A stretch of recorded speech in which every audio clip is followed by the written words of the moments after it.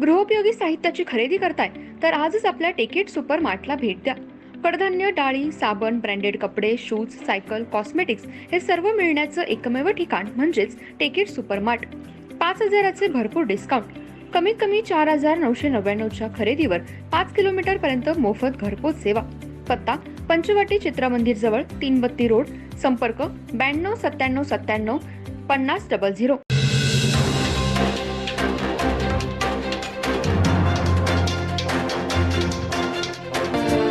Ganpati Bappa Morya. M मराठीच्या सर्व प्रेक्षकांना गणेश चतुर्थीच्या हार्दिक शुभेच्छा. नमस्कार, मी तेजस्विनी मगदूम. एम मराठीमध्ये आपल्या सर्वांचं स्वागत आहे. पाहूया ठळक घडामोडी. इचलकरंजी शहरामध्ये आज कोल्हापूर परिक्षेत्राचे पोलीस महानिरीक्षक सुनील फुलारी यांनी आज शहरातील सर्वच पोलीस ठाणे अंतर्गत बैठक घेऊन गणेश चतुर्थी व अनंत चतुर्दशीच्या काळामध्ये कायदा सुव्यवस्थेच्या संदर्भात बैठक घेऊन योग्य त्या सूचना केल्या. जे ध्वनी प्रदूषण करतील त्या मंडळांवर व डॉल्बी चालक मालकांवर कारवाई होणार असल्याचं पोलीस महानिरीक्षक सुनील फुलारी यांनी आयोजित पत्रकार बैठकीत सांगितलं. इचलकरंजी शहरासह महाराष्ट्र राज्यामध्ये सध्या गणेश चतुर्थीची धामधूम सुरू आहे. कायदा सुव्यवस्था बिघडू नये, सर्वसामान्य जनतेला आनंदाने गणेशोत्सव साजरा करता यावा यासाठी कोल्हापूर परिक्षेत्राचे पोलीस महानिरीक्षक सुनील फुलारी यांनी आज इचलकरंजी शहरातील अप्पर पोलीस अधीक्षक कार्यालय येथे अप्पर पोलीस अधीक्षक निकेश खाटमोडे पाटील, इचलकरंजी विभागाचे डीवायएसपी समीर सिंह साळवे, जयसिंगपूर विभागाचे डीवायएसपी रोहिणी साळुंखे व सर्व पोलीस निरीक्षकांची बैठक घेऊन पोलीस महानिरीक्षक यांनी योग्य त्या सूचना केल्या. गणेशोत्सव शांततेत साजरा झाला पाहिजे. विसर्जन मार्गावर योग्य तो बंदोबस्त लावावा. शहरातील जे गुन्हेगार यांच्यावर हद्दपारीची कारवाई करा. जे गुन्हेगार आरोपी दिसतील त्यांच्यावर कठोर कारवाई करून त्यांच्यावर गुन्हे दाखल करा.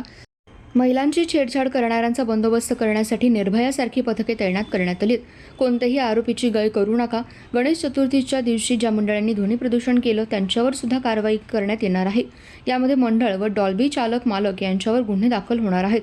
इथून पुढे जे ध्वनी प्रदूषण करतील त्यांच्यावर कठोर कारवाईचा बडगा उगारला जाईल. गुन्हेगार प्रवृत्तीचे जे गुंड आहेत त्यांच्यावर पोलिसांची करडी नजर आहे. शहरातील सीसीटीव्ही लवकरात लवकर चालू केले जातील.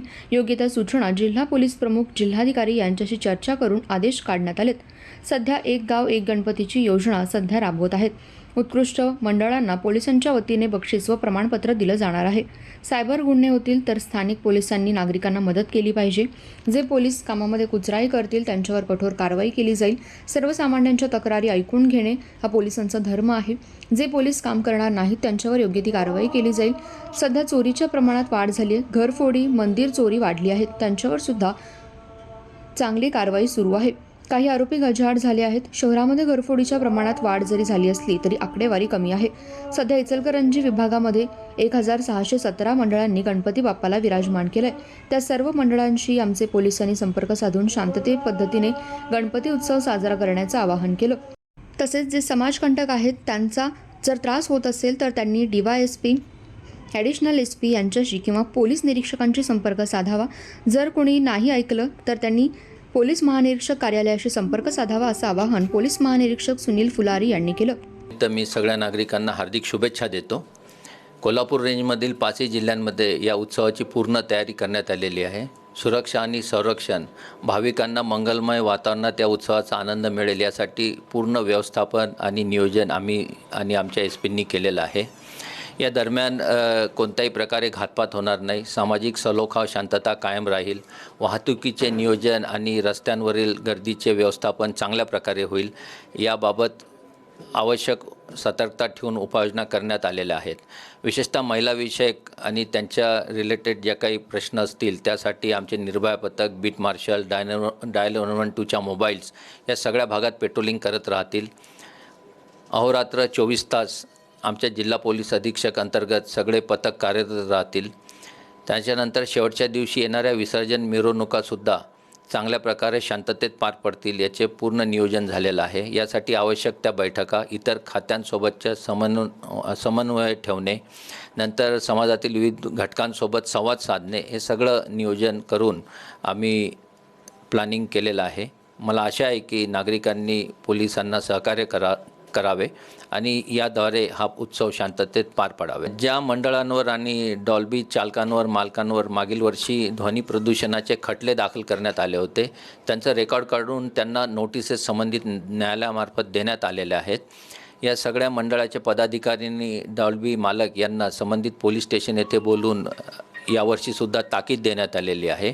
आणि काल गणेश स्थापना दिवशी ज्या डॉल्बी चालकांनी ध्वनी प्रदूषणाची मर्यादा ओलांडली त्यांच्यावरसुद्धा खटले दाखल करण्यात येत आहेत.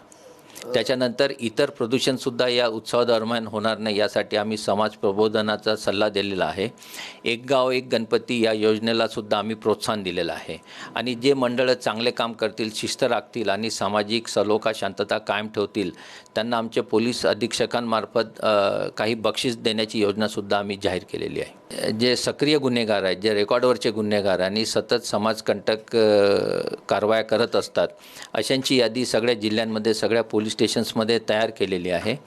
आणि त्यांना अटकाव करण्यासाठी प्रचलित कायद्यांमध्ये जे तरतुदी आहेत त्यांचा पुरेपूर वापर करण्यात येत आहे. यासाठी SP आणि ॲडिशनल SP यांना अधिकार प्रदान करण्यात आलेले आहेत.